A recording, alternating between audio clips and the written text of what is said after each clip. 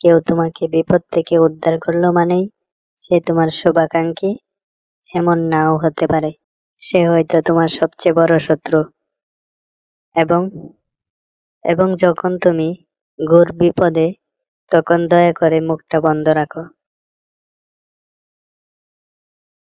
শুনেছিস গত রাত্রে এই নদীতে আগুন লেগেছে?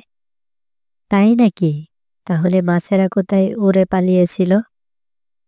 যা, মাছের কি ঘোড়ার মতন পাকা আছে নাকি যে উড়ে চলে যাবে? আরে তোরা সবাই পাগল হয়ে গেছিস। ওই সময় মাছেরা আগুনকে কেরোসিন মেরে নিভাচ্ছিল।